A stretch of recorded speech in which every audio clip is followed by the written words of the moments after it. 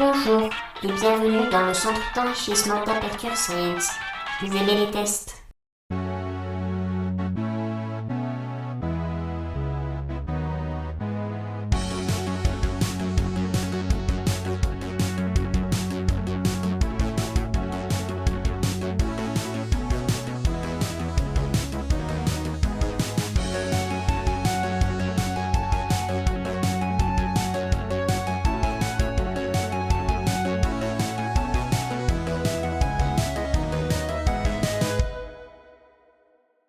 Bonjour à tous, et ouais, je vous vois déjà dans les commentaires à pleurer de cette jeunesse perdue qui vous semblait pourtant si proche. Bref, oui, Portal ça commence à dater mine de rien.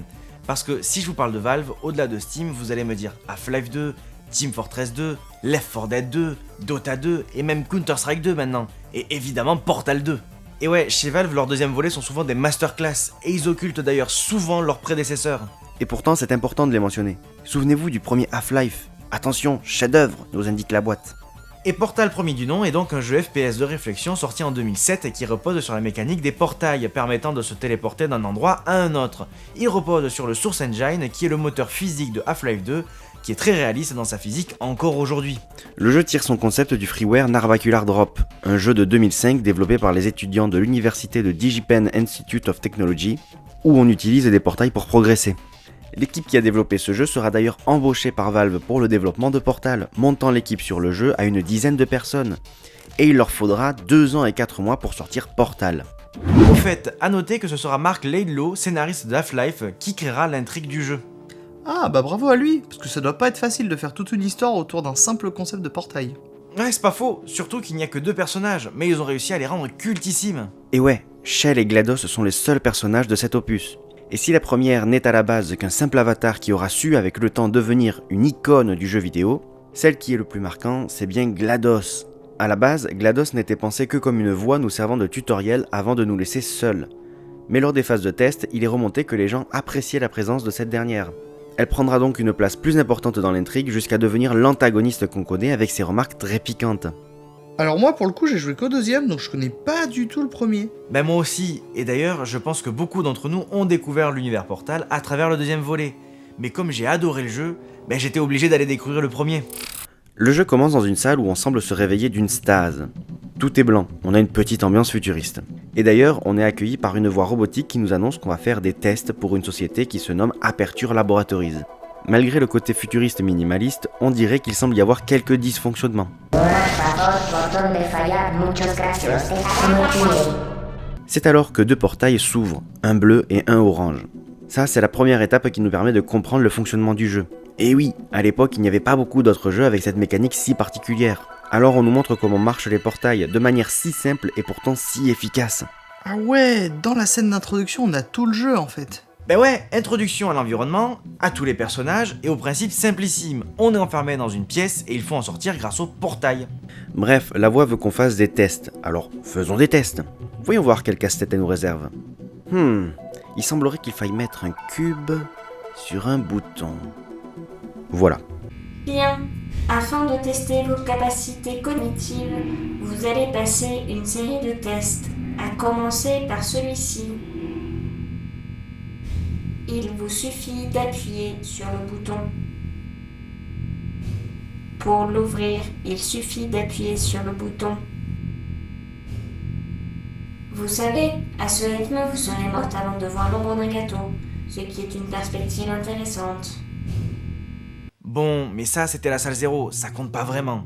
Là, on rentre dans la première vraie salle, et c'est ici que les choses sérieuses commencent. Ici, il faut mettre un cube sur un bouton. Bon, en réalité, on comprend vite que chaque salle de test est faite pour nous expliquer un mécanisme.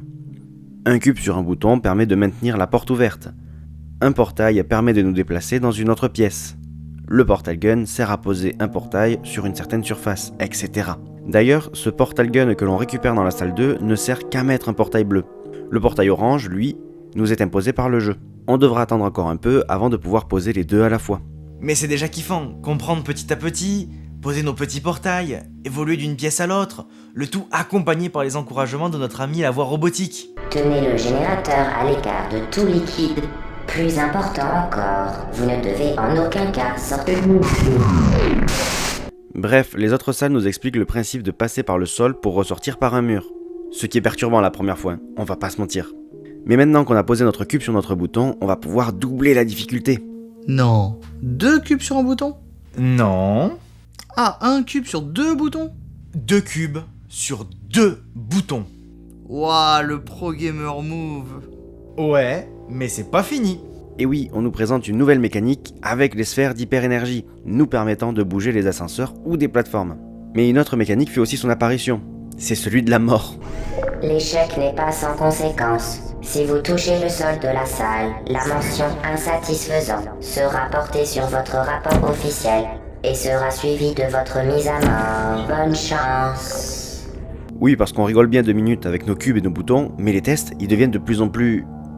mortels. Pour le prochain test, j'ai décidé d'augmenter un peu la difficulté, mais rien qui ne soit insurmontable.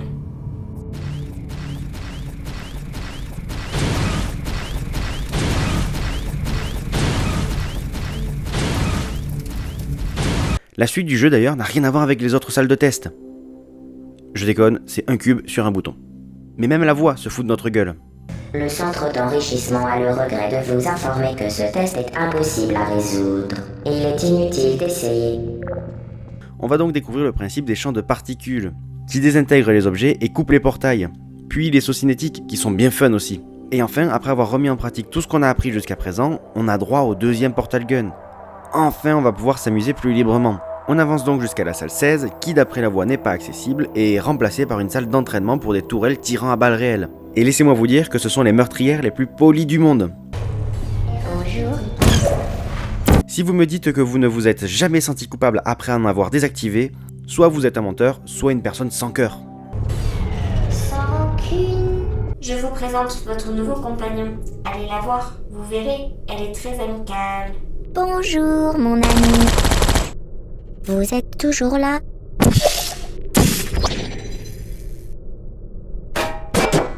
Je ne vous en veux pas. On arrive ensuite à la salle 17. C'est ici qu'on nous confie un cube. Que dis-je un cube? Un ami. Ce genre de pote qui te fait la courte échelle pour t'aider à monter. Qui se prend des balles pour te sauver la vie, ou mieux, qui appuie sur un bouton. Et en plus, on nous promet du gâteau. Ça que la vie est belle. Mais attendez, c'est... un incinérateur? Non. Non, je ne peux pas faire ça. On a vécu tant de belles choses ensemble.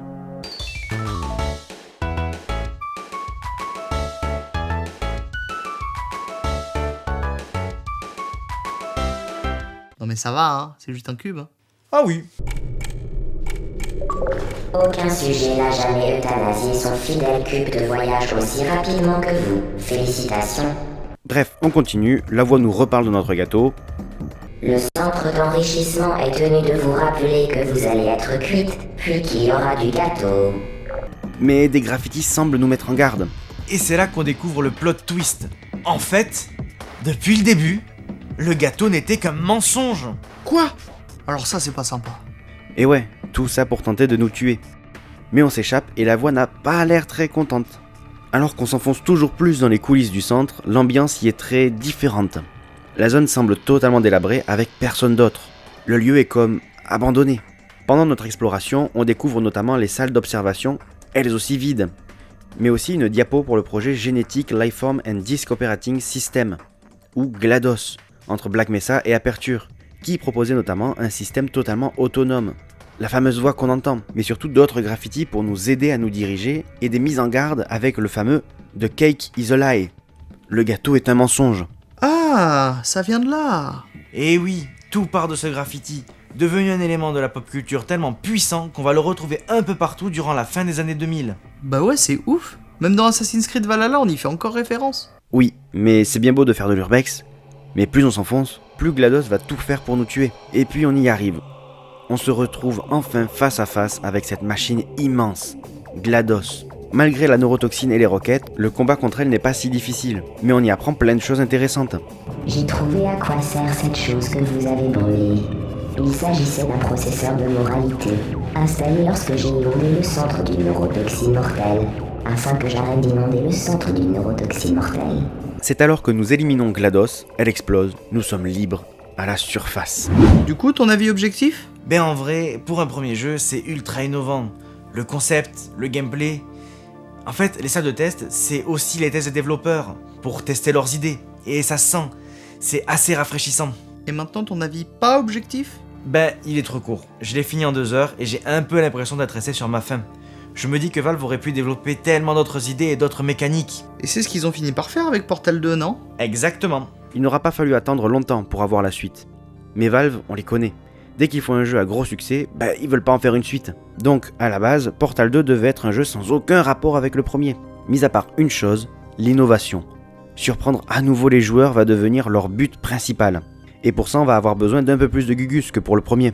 L'équipe de développement va donc tripler son effectif. Quand le jeu sort en mars 2011, Gabe Newell, PDG de Valve, dira « C'est le meilleur jeu que nous ayons jamais fait ». Gabe dira aussi cependant que Portal sera probablement le dernier jeu avec une campagne solo isolée, et que l'entreprise souhaite s'orienter plus sur des fonctionnalités sociales à l'instar de la campagne coop. Mais on y reviendra plus tard, commençons par le solo.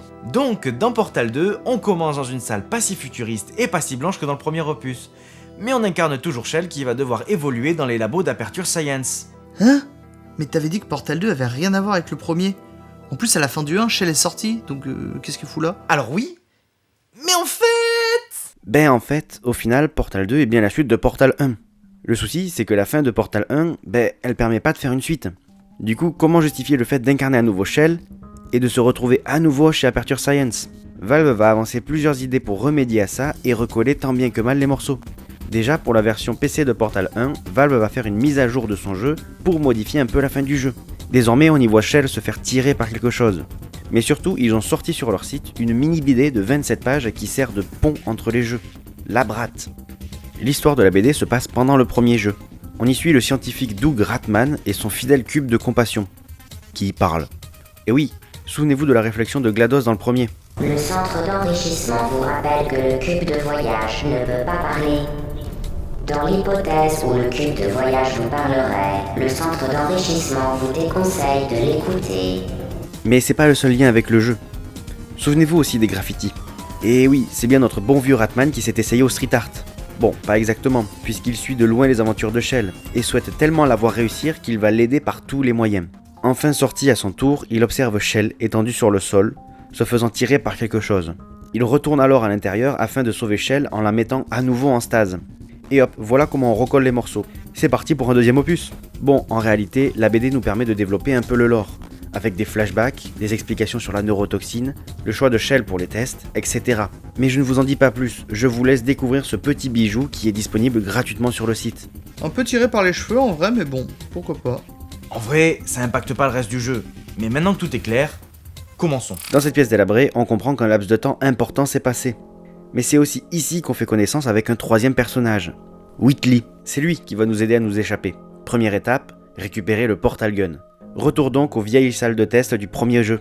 Ici, plus d'orbes d'énergie à la Half-Life, mais une nouvelle mécanique avec des lasers. Et ouais, je sais, innovant, pas vrai? Mais bon, je sais ce que vous vous dites, Whitley, il est bien sympa, mais il remplacera pas GLaDOS. Et pour le coup, GLaDOS, elle est morte. On la voit pas dans la BD non plus, donc il va falloir faire son deuil, et Tiens, c'est vous. Vous vous connaissez? Ça faisait longtemps. Qu'est-ce que vous devenez? Pour ma part, la mort m'a beaucoup occupée. Vous savez, depuis que vous m'avez assassiné. Depuis quoi?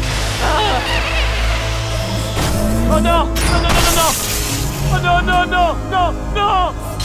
Vous et moi, nous avons dit des choses. mon dieu, mais les frissons!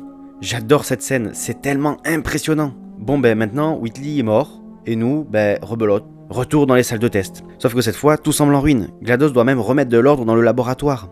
Ne croyez pas que mon imposante taille et les capacités intellectuelles démesurées ne font de moi qu'une machine à tuer les êtres humains. Non, il m'arrive parfois de faire le ménage, et si l'envie m'en prend, je vous ferai peut-être un gâteau. En avançant un peu dans le jeu, on retrouve Whitley. Vous en penserez ce que vous voulez, mais j'adore à quel point ils ont réussi à rendre un simple robot si expressif.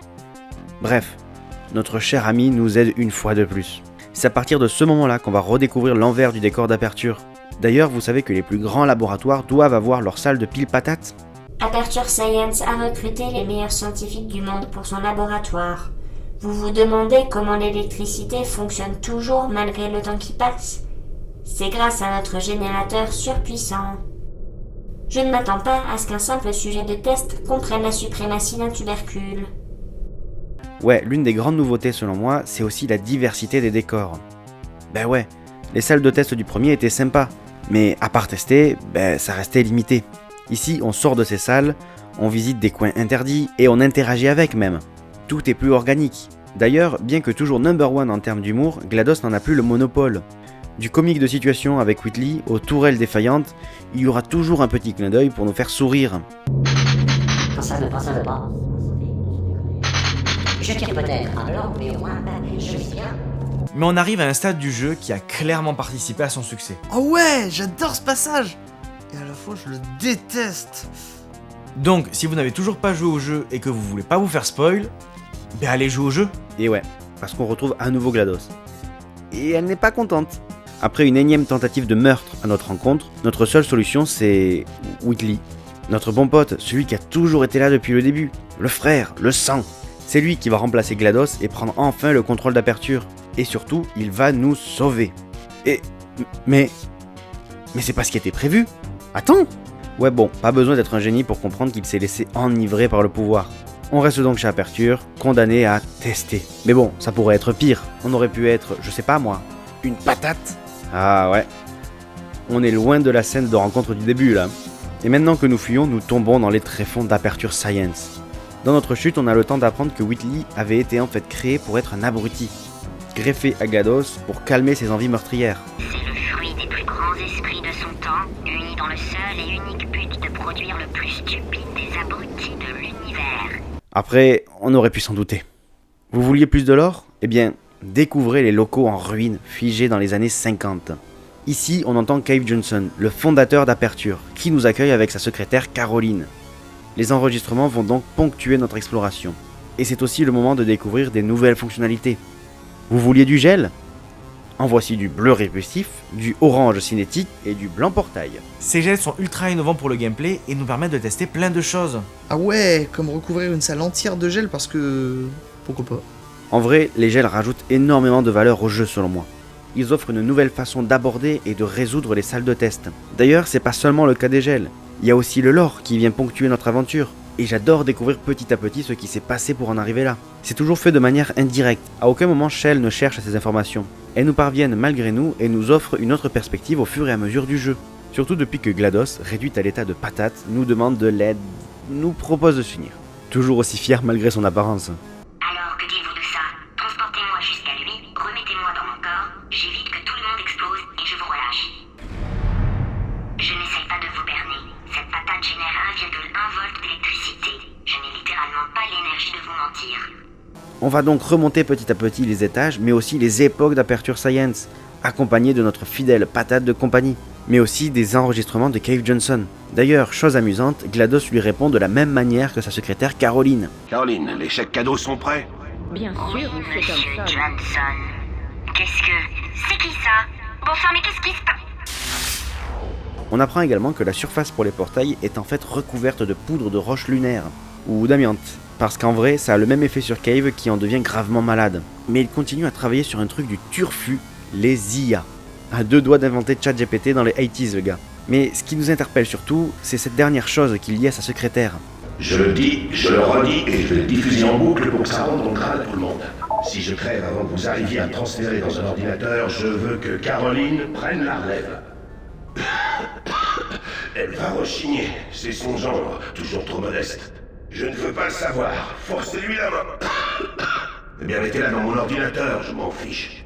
Mais, GLaDOS, tu es... Caroline ? Ha ! Si Cave te voyait. Bon, je rigole, mais en vrai, pure masterclass. On part à la base d'un jeu où il faut juste sortir de salle avec des portails. Fin ! Comment veux-tu faire une histoire intéressante avec ça, toi ? Moi je sais pas, mais Titouan lui il aurait trouvé. Et puis aussi, rendre un antagoniste intéressant, ok. Mais rendre une machine intéressante ? C'est vrai, surtout que jusqu'à présent, GLaDOS ne nous dit pas clairement « je suis Caroline ». On le déduit de tout ce qu'on a entendu jusqu'à présent. Et on se retrouve donc non plus avec une machine programmée pour agir comme elle le fait, mais un être humain qui s'est retrouvé sous forme d'intelligence artificielle, coincé pour la vie, dans une boucle de test infini. Et c'est une très bonne façon de créer de l'empathie. C'est vrai, et c'est pour ça que je dis s'il te plaît et merci quand je parle à Siri. Oula oui, on ne sait jamais, la guerre des IA, tout ça. Bon, En vrai, heureusement que GLaDOS c'est pas Siri. Sinon ça donnerait ça. Je n'ai pas compris votre demande. J'ai trouvé quelques résultats sur le net. Bon, revenons un peu à Whitley. Comment il s'en sort de son côté? Vous chauffez, c'est ça. Oui, vous brûlez. Non, non, non, vous gelez là. Ouais. Bon, je ne vous mentais pas quand je vous disais que Whitley n'était pas GLaDOS.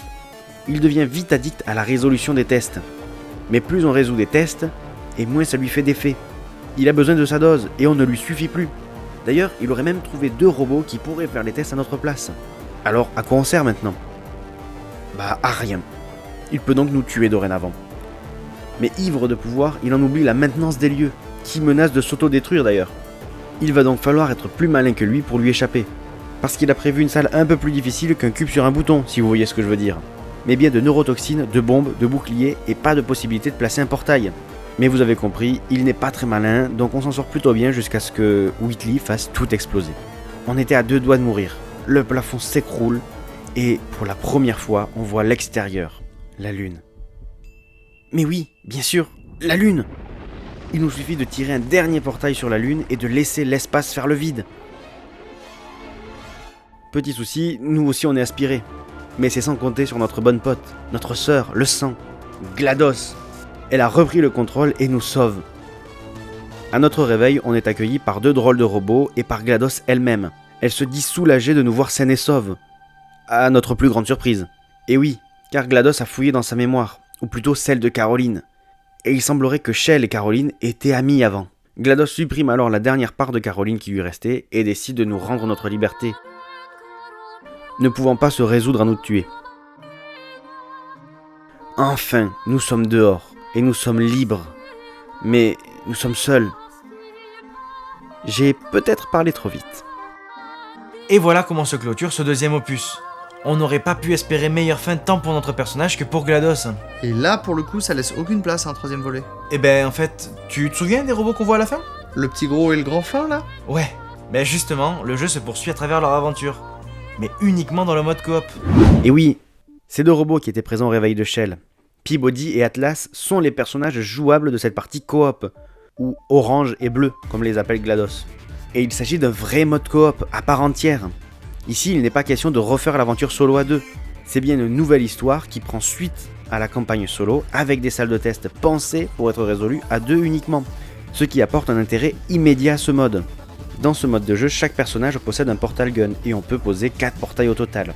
On va donc devoir évoluer sur 5 parcours de 8 à 9 salles chacun. Chaque parcours ayant pour thème une mécanique de gameplay qui lui est propre. Mais bien qu'on ait des salles de test qui nous apprennent les bases de la coopération, le principe des gels ou les ponts de lumière, le tout reste ponctué de remarques de GLaDOS. C'est elle-même qui cherche à nous mettre en compétition tout au long de l'aventure. Et lorsque nos personnages se mettent à apprendre des emotes, elle se moque ouvertement de nous. Mais on peut lui faire coucou à la caméra. Oui, je vous vois, et oui, je m'en fiche. On l'entend aussi se lasser de robots. Et oui, on le voit bien, les robots peuvent mourir à l'infini. Alors elle augmente la difficulté des tests. Mais quel intérêt si les robots sont toujours remontés? D'ailleurs, chose curieuse, mais à la fin de chaque parcours, elle trouve une excuse pour nous faire nous balader dans les locaux d'aperture. Et on insère des CD. Mais c'est bizarre, quelque chose me dit qu'on ne devrait pas faire ça. Mais je sais pas, bon, c'est sûrement rien d'important. Ce qui est drôle dans ce mode coop, c'est qu'on peut tuer nos potes. Volontairement ou pas d'ailleurs. Et comment décider de celui qui fera le truc cool pendant que l'autre placera les portails? Mais si, vous savez, courir ou sauter dans une boucle infinie jusqu'au grand saut final trop stylé. Et oui, parce qu'entre 2 remarques piquantes, GLaDOS nous confie qu'elle a trouvé l'emplacement de la prison pour humains. Il s'agirait d'un lieu où Aperture aurait stocké des humains. Et attention, GLaDOS va devenir de moins en moins patiente avec nous. Chaque échec sera une nouvelle occasion de nous faire culpabiliser pour les humains. Si vous n'arrivez pas à finir ce parcours, les humains mourront. Vous passerez le restant de votre uptime avec ce poids en mémoire. Et d'ailleurs, plus on se rapproche de la prison, et moins elle s'amusera de notre incompétence. Elle s'inquiétera plutôt du temps qu'on lui fait perdre. Mais nous y voilà, le niveau ultime, où l'on reprend toutes les mécaniques que nous avions apprises jusqu'à présent. Et l'on se retrouve face à cette immense porte de prison. Et malgré tous les programmes que nous avons installés via les CD, GLaDOS est incapable de l'ouvrir. Mais je sais ce qui lui remonterait le moral. On fait coucou les petits gars? Bleu, qu'avez-vous fait? Orange, faites comme bleu. Hey, mais oui, c'est bien sûr. Tous ces comportements humains qui exaspéraient GLaDOS. C'est ce qui lui manquait à elle. Ah ouais, le captcha du futur, quoi. Ouais, c'est ça, elle pouvait pas cocher toutes les images de vélo. Bon, donc on ouvre la prison et des centaines d'humains en stase s'y trouvent. GLaDOS est contente, elle nous fait exploser une dernière fois, et ça y est, là, c'est la fin du jeu. Ah ouais, mais ça ouvre déjà plein de portails pour un éventuel 3ème volet, ça. Ben justement, là où la fin solo ne laisse que peu de place à une suite, ben la fin coop est vachement plus ouverte. Et ça revient à ce que je disais plus tôt, Valve voulait se focaliser sur l'aspect multijoueur. C'est donc probablement volontairement qu'ils ont laissé une fin qui pourrait être utilisée plus tard. Mais pourtant, pas de Portal 3 à l'horizon. Et non, la malédiction de Valve fait qu'on n'aura probablement jamais de 3ème volet à la saga. Ah ouais, c'est vraiment dommage. Imagine toutes les nouveautés qu'aurait pu nous amener un Portal 3. Mais c'est vrai que mon bilan sur l'univers Portal, c'est que son univers et notamment ses jeux ont de marquants qui sont ingénieux sur leur gameplay, avec une histoire bien dosée, ni trop envahissante si on ne souhaite pas y prêter attention, ni trop lacunaire si on souhaite s'y intéresser. Pour moi, Portal et surtout Portal 2 font partie de ces jeux intemporels, ces jeux qui arrivent à passer le temps sans trop vieillir, et où on prendra toujours autant de plaisir à y rejouer. Et ils sont aussi très marquants car assez éloignés de ce qui se faisait à l'époque, car un FPS où on tire sur personne et où on résout des énigmes, ben ça court pas les rues. Alors, c'est vrai qu'après avoir vu la fin de Portal 2, on peut regretter l'absence d'un Portal 3. Mais d'une certaine manière, c'est peut-être mieux que Valve se soit arrêté après un excellent jeu, plutôt que d'avoir essoré la licence jusqu'à ce qu'elle devienne oubliable. Ah, l'extérieur. Enfin libre. Ouais, on se fait chier, hein.